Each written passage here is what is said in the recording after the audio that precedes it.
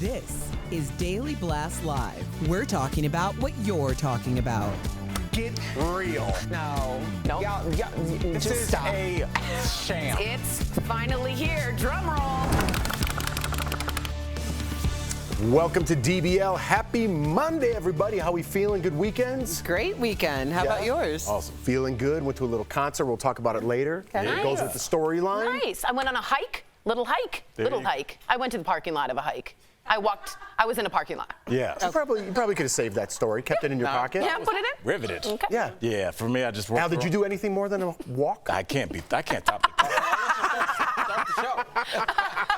How are these stories going to compete with Tori's story? But we're going to try. Tony Danza attended the new Broadway musical called New York, New York, and this video is going viral, with some people saying he was rude on the red carpet. You be the judge. How are you? Good to see you again. Good. Hi, Tony. How are you? I'm Rye. How you doing? We're right here. How are you folks doing tonight? Well, excited. It's so great, right, to be here at New York, New York? Absolutely. Right. Just saw John Relax Sanders. a little. You're more excited than we are. Take it easy. It's exciting. It's a great I night. know. Okay. So, what's your favorite Candor and Ed moment in musical theater? I just had it. I was hugging him. Isn't that something else? Just had it. Yeah. Yeah. Now, what's your favorite New York City staple food item? Is it a pizza or hot dog? You know what? You got to do money. You got to come up with better questions. Come on, let's go. I got to go. Thank you, Tony. You laughing at me? He sounded like he was in Goodfellas. Michael Bublé came to the reporter's defense in the comments writing, "I think you're amazing. I'll have a pizza with you. Let's not invite Tony." He's funny, Michael Bublé. The reporter posted another video saying Tony did call him and he did apologize. But what do we think of this? I mean, I feel like we've all been there in some way or and another. I want to add another question before whoever answers. And also, does the apology mean less because Tony probably knew that this blew up and he was trying to get it? Because he didn't apologize right after. He apologized once he knew it was a bad look. Well, he didn't have to apologize, but I think ultimately there's a lot going on in a red carpet, and people don't understand that, like, it's not as smooth as you see the final product being. So, one, you may not even know if you're going to get to interview this person. They might go right past you. He didn't seem to have like a super prime location because you can see other people's shoulders and stuff. So that's just a tough position to be in. You're like, oh, I am gonna talk to you. Let me say something really quick and try to like loosen the mood. And then you say it and they look at you like you're an idiot. Like, this is like a mutually beneficial thing here. Yeah, I gotta be honest. If I were that reporter, I'd be hurt. I thought that was kind of rude. Yeah. I thought that was really short and unnecessary. And I'm not like offended, like how dare Tony Danza. But you're right. Like, it's like that Seinfeld episode. We have a contract with the pigeons. When you're on the red carpet, you give a little. You're trying to, that's part of your publicity and your job. And you don't make the person there feel dumb. That's sort of the rule on the red carpet, right? I mean, we're talking about this like we're hovering from outer space, but we experience this every day when we have interviews with celebrities. The idea is they come on and promote what they want to promote. We'll ask them a few questions that maybe we or the public wants to know. We'll be fun and crack some jokes and keep it moving. But if we go, hey, Jeff, what's up with your new movie? It's another movie. Like, Yeah. Well, Right, we can't like, bounce off that. There's a power Right. dynamic that, like you said, is unassumed or is assumed. And when you violate that power dynamic, that puts Erica or myself on our back heels. Like, oh, he gave me nothing on that. I was about to ask him a follow-up question about his daughter, but now that wouldn't make any sense. Not even nothing. You kind of insulted him. Yes. You got to come up with better but your questions. face has to be like, hey. Yeah, I just feel like it stinks. That person's a professional too, and I think you should remember. I thought he handled it well. Tony, it looked like he had just done an interview and he might have thought it was his last one, because even when he asked him the question, he's like, I just talked about it right there. So it seemed like he was in a rush to get out of there for whatever reason. Doesn't excuse what he did, right? And I thought the question about the pizza and hot dog, the play is called New York, New York. I wanted to know. That's very relatable I didn't to even put New that York together. City itself. So it's not like you just pulled out a random question and the interview was 10 minutes long and you just pulled it out. It's like, it was relatable. And I thought the guy handled it well. I'm glad he's getting a little attention now. I'm sure this is going to be great for his career, as embarrassing as it was. But Michael Bublé said he'll grab a slice with you. I'd take him up on that. And also, it is a great question. Really quickly, pizza or hot dog? I got to go New York style. I Yeah. got to go with a big slice of pizza. Erica? I would go with the pizza too.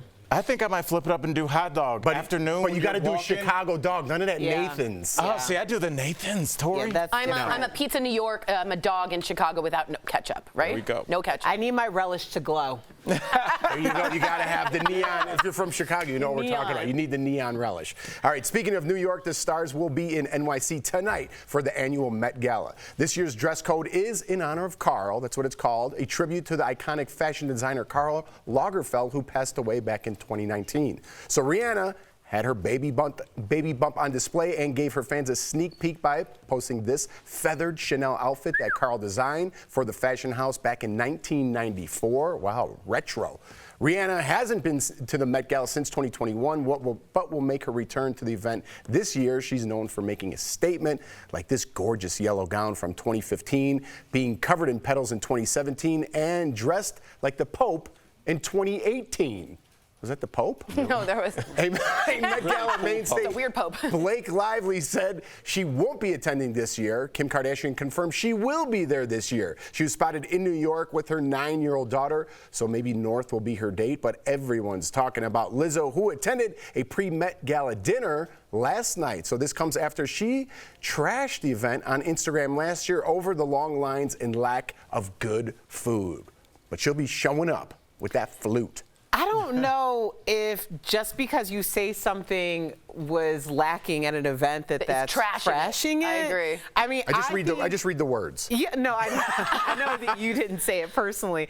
I just think that it's kind of like an inside baseball thing. Like, can y'all believe this event that I have waited my whole professional life? Everybody talks about it. It is the end all be all, and I couldn't even get a chicken wing. You know, like I left hungry. Everyone has had that moment where you have gone to a restaurant that maybe everyone's been talking about. Totally. It's a little bit more expensive, and you leave and you're like, why am I still hungry? I just paid rent at this restaurant. Yes. You know, it's like, it's just what it is. It's shocking to people. I just paid rent at this restaurant. That was a good joke. That went Been there before. I did that once at a restaurant. It was a disaster. I took some friends out to a restaurant in LA, and it was one of those places where the appetizers were like $30. Yeah, and they're like and it was one like thing. tacos, so I was like, let me get and the tacos were, I mean, you could hold them with like your pinky and your thumb. Like Yeah. they were that small, and like stuff was on a toothpick, and it was like the bill was like $350 Yeah. straight to Burger King after. No joke. Yeah. But yeah, that really just resonated. You unlocked a memory. We've all been You've there. unlocked the memory. So I'm really looking forward to the Met Gala. I'm sad about Blake Lively not being there. She's sort of one of the queens, but Riri really is the queen of the Met She's Gala. gonna She shut it really down. is. She will shut it down. And then when you want to see what you're picturing, think of Chanel. Karl Lagerfeld was the head of Chanel for a long time of that house. A lot of preppy, clean lines, really sort of 60s, 50s mod. So we should see a lot of black and whites. And again, Kim Kardashian wasn't supposed to be there, so there's a little feud between her and Anna Wintour on the carpet. Look for that. Ooh. Well, I appreciate you bringing it back to the actual event because we tend to get off on food tangents on the show. That's what happens Easily when you don't- distracted. I was all by like, food. where was the restaurant? I had a story about an event with food too, and I'm like, well, thank you for bringing it back because we were just going to talk about yeah, food. the Met Gala. The I see whole what you're time. getting at. I appreciate that, Tori. Thank you. Coming up at DBL, our interview with Sarah Chalke. She's telling us all about her hit Netflix show, Firefly Lane.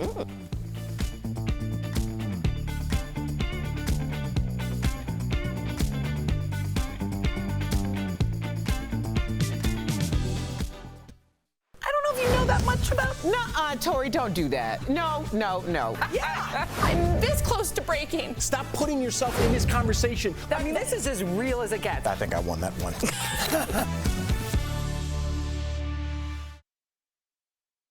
They all want Shania. Yeah, so we're easily distracted by food conversations. What was your? So mine, well, I'm glad I didn't tell because Al, my buddy Donovan, so that's why you like it. So I went to a CB's party like right when I got off of Big Brother, and it was like all the stars were there, right? Like really fancy party. That's when I met LL Cool J and all those fun stories.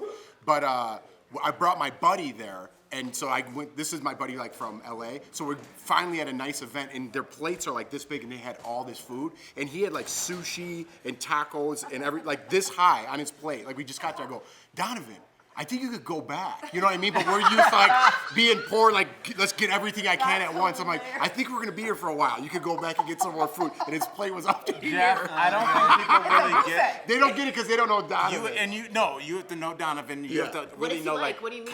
comic broke.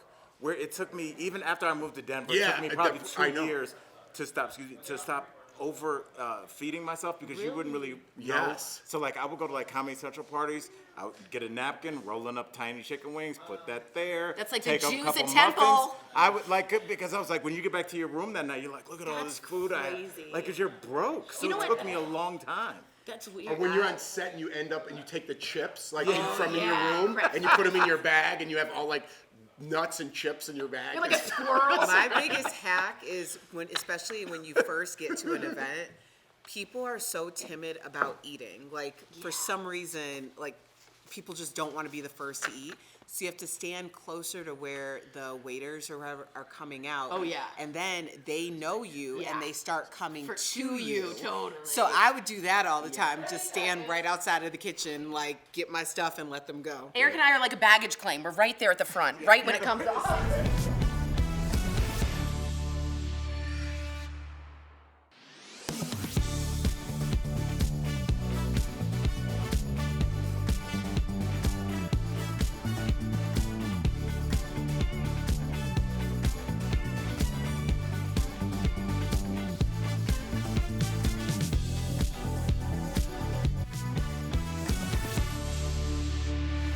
Welcome back. Shania Twain proved she's still the one. Still the one. Oh, I should have gave it to you. Thanks, buddy. Want to try it again? Yep. Shania Twain proved, Tori. She's still the one. Still the one. You saying she's still. Still the one I call. That didn't work out like Okay. planned. But it's Monday. We'll get better tomorrow. So she opened her tour in Washington State this past weekend. Fans posted videos on TikTok of Shania singing hits like That Don't Impress Me Much. Tori? Let's go, girls. But some fans were not impressed by her new music. One fan posted this video of people walking out during the concert, but some of the comments said people were just going to the bathroom or grabbing a drink during Shania's new music set. How many bathrooms they got there? A lot of. Let's go, everyone. Mass Let's go. exodus. But let's be honest, when we see an older artist, and I'm not saying she's old by any means, but she's been around for a while, you want them to play their bangers. I just Right. went to Sublime concert this weekend, and we got there we left our house like 6. They didn't get done till like 12. We had to get out of there early. I'm like, just play What I Got, a little Santeria, and can I get the hell out of here? You know what I mean? Like, we had to leave. We had to leave early, and I didn't get to hear them. But They do that on purpose, right? So you stay? I guess, and sometimes they don't even play them. Oh, you know? man. Just play your hits. Well, I know. Listen, nobody's ever going to a concert because we're so enthralled with the deep cuts, okay? Everybody wants the hits, but at the same time, there has to be a hybrid, and I think anytime you have an artist like a Shania Twain who had massive hits and she's retaining that audience, you're going to get those people, that demographic of people who are like, I am just here for what I know, and then I gotta go and grab another drink. Yes, that's called everybody. No, it's not. Nobody's going for the new people who songs. are truly Shania Twain enthusiasts, and they want to see her. They're the deep cut people. There are deep Erica, cut do you people. like Lionel Richie? I love Lionel Richie. Exactly. What's his latest song? What do you? What's his newest song that you would want to hear at the concert? He You has wanna a new only song out hear- right now? No, and the reason you don't know that, and I don't know that, is we just want to hear Hello. We just want to hear the hits. When you go to a concert, we just want to hear the hits. Now, I think the way that you should do that is if you were an artist that's been around for a while, you say, we're going to play our song at the end. Here's one song of our new album. Pick it up on the way out of the door. But no one wants to hear a new song for the first time at a concert. Billy Joel I'm agrees just with saying, okay, Lionel Richie, the last song that I remember him releasing was That's Why They Call It Love and Neo wrote it. If that's the last song in his catalog. Wow. In his Cadillac. Erica's got some Lionel Richie stories in her Cadillac, I feel like. Now, listen. Did you ever hear the Lionel Richie Cadillac story? No, I He felt like went I in was. when he was in the Commodores and he was like waiting forever because no one would help him, and the guy was like, you know how much a Cadillac costs? And he was like, yeah, I'll take 4 in each color. Whoa. That was like his big. See, you want to hear that song. That's a big. That is because good. I am a Lionel Richie enthusiast. Right, and you want to hear his old stuff. No, I want to hear all the stuff. Here's my You wanna hear question. all- Here's my question. Is anyone here into the jam? I agree. Billy Joel does the same thing. He plays all the hits because he knows that's what people want. I don't like it when they jam band. It goes on. I know I don't know Sublime music. did a lot of jam, and I'm like, I get it. You could play the guitar. Start singing the song. Peanut butter and jam. You know what I mean? Like, get moving. That's a different concert, though. Jam band concerts. Like Fish and stuff. It's because your audience thinks they're on another planet. Oh, they're on drugs. Yes. They don't know that they're at a concert. They don't know what their names are. Okay. You're playing music at that point. Okay. That's why there's no. Thank you, Al. Because I'm like, come on. Well, it's a Sublime concert, so there might have been some of that in the Colorado area. Absolutely. I'm just saying. Coming up on DBL, our interview with Sarah Chalke. What did she really think about playing the second Becky back in the day on Roseanne?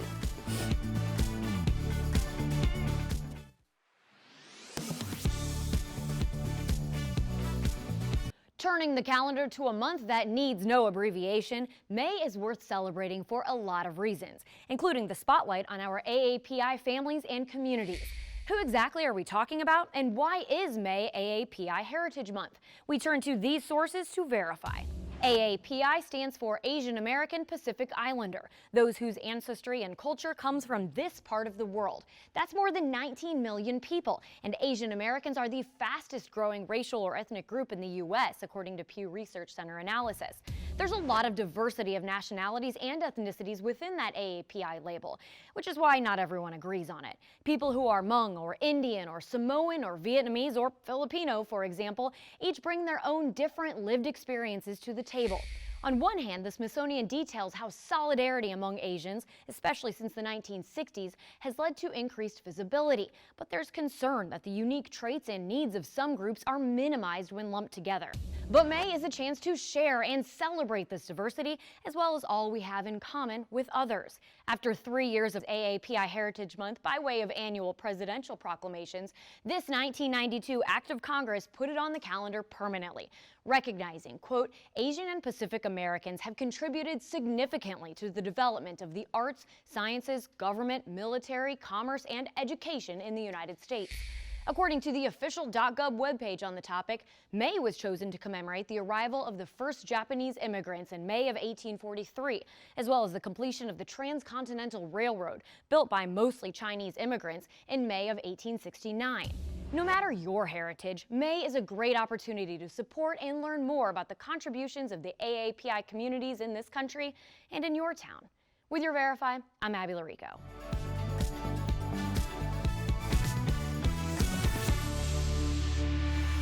Welcome back. Her first major role surprised us. Sarah Chalke replaced the actress who played Becky on Roseanne. And earlier we caught up with her about her Netflix hit series, Firefly Lane. Take a look.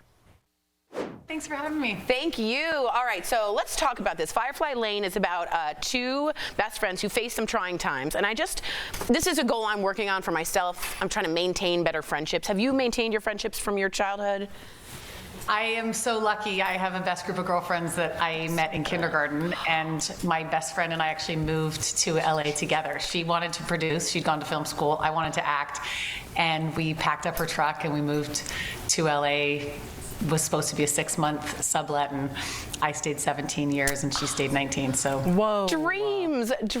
Without giving too much away here, what about the friendship in Firefly Lane? Have people sort of anticipating its return? How is that friendship going to go? Celebrate so hard. Okay, yes, it's a big kind of deal what ends up happening with them. I'm excited for you to see it. They obviously, it's one of my favorite parts about how the friendship was portrayed. You know, it's not this glossy, perfect friendship. Yeah. It really gets into the ups and downs and some really big stuff they went through. My biggest conflict with my best friend I was telling you about was much less dramatic. It was just over cereal. We were roommates, and I ate all the flakes out of the flakes and granola. So the salt for that was she brought back 2 boxes, a Sharpie, and that was like our biggest conflict. Your big fight, the cereal. I hear that. That was a big fight. Granola's huge. Yeah. I get it.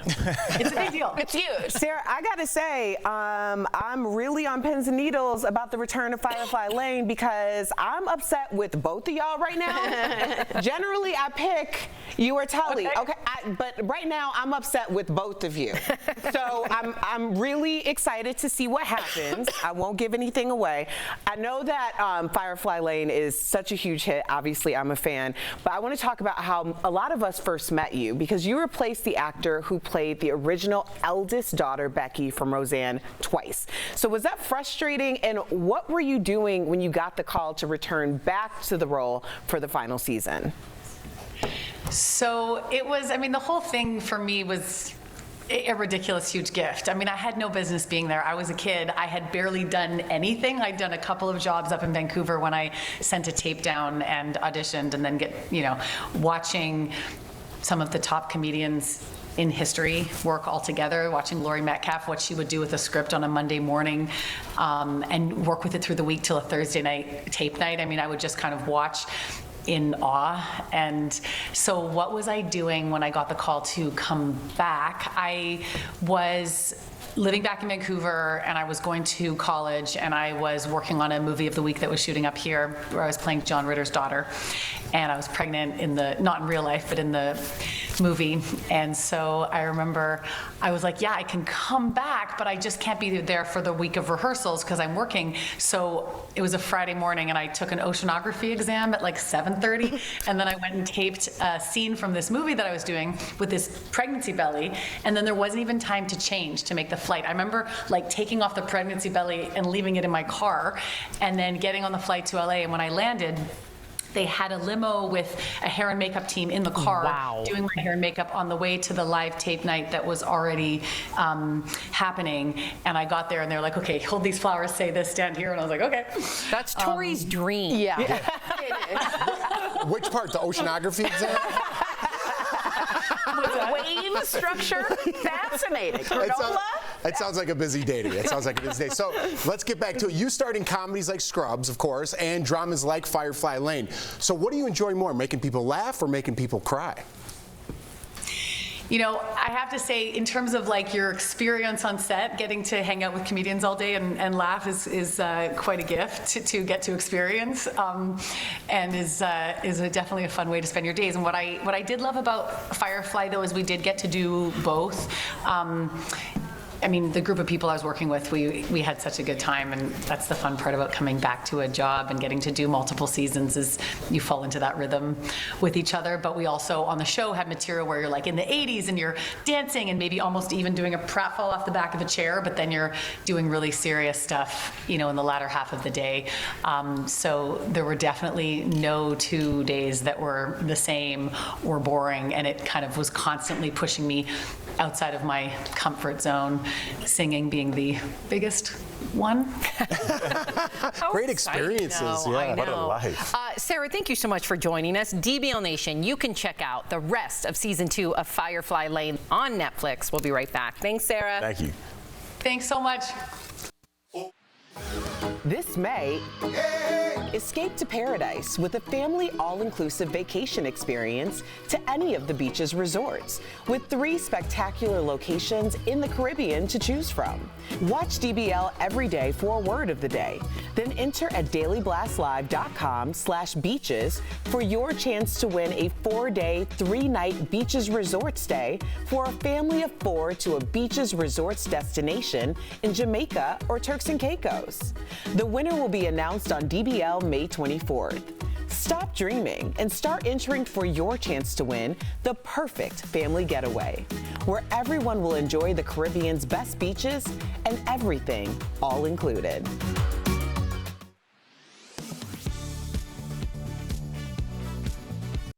The best things in life are free, or so says the Beatles' hit song. But very few things are actually free, and that prompted a question from an 11 Alive viewer. Marlena Long emailed us after seeing commercials claiming Medicare recipients can still receive up to 8 free COVID tests. She asked us to verify. Our sources are the Centers for Medicare and Medicaid Services, the U.S. Department of Labor, and Juliette Kubansky of the Kaiser Family Foundation. In January of 2022, the Biden administration announced that Americans with insurance could get up to 8 free COVID tests a month. Kubansky and the Centers for Medicare and Medicaid Services confirm you can still get those free tests, whether you're covered by private insurance or Medicaid. However, All of that will likely change on May 11th, when the COVID public health emergency is scheduled to expire. People with Medicare will no longer have access to free at-home testing. This is particularly true for people in traditional Medicare. Those in Medicare who are enrolled in the private Medicare Advantage plans may continue to have coverage of at-home COVID tests, but it will vary from one plan to another. The Department of Labor is encouraging private insurance companies to continue paying for at-home COVID tests after May 11th, but confirms those companies will no longer be required to pay for them. Kubanski says if your doctor orders a test at a lab, your private insurance company will likely continue to cover it. So we can verify that, yes, insurance companies, including Medicaid, continue to pay for free at-home COVID tests, but that likely will change for many of us in just a few days.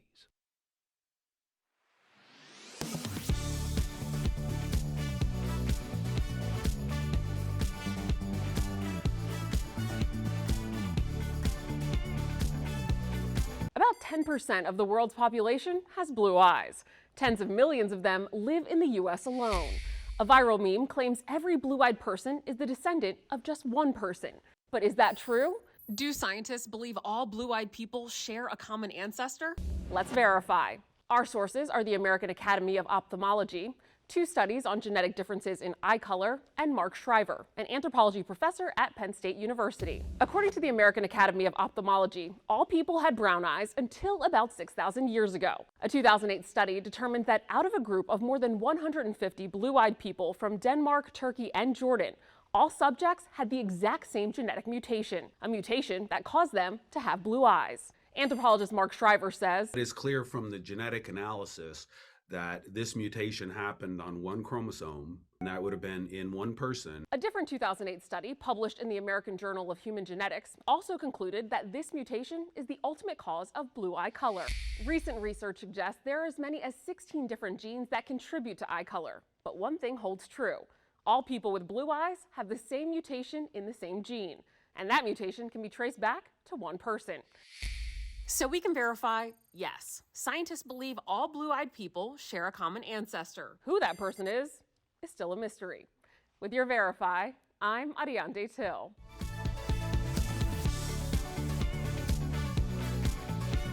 Today's Beaches Resorts word of the day is ocean. Welcome back. That was the first word of the day. You'll need to enter for your chance to win and escape to paradise. Go to dailyblastlive.com/beaches. Don't forget to watch every day for another chance to win. What was that word, Al? Oceans. Ocean, one ocean, ocean. All of them. I see more. Did you know any food or drink that can stain a white t-shirt can actually stain your teeth? Coffee, wine, blueberries, pasta sauce, the list goes on. Thankfully, Smile Actives has a solution with Smile Actives' new Pro Whitening Gel. Effective tooth whitening can be achieved at home with no trays, strips, uncomfortable lights, or a trip to the dentist. Simply add the Pro Whitening Gel to any toothpaste and just brush. No extra time or effort needed. In a clinical study, users saw improvement of up to 8 shades after using the gel for just 30 days. Smile Actives is the easiest whitening solution, and it is safe and effective. Even works on crowns, bonding, and dentures. Order today for a special buy one, get one free. Don't wait to get your brighter, whiter smile. Call 800-700-4040 or visit smileactives.com today. What was that word again, Al? Ocean.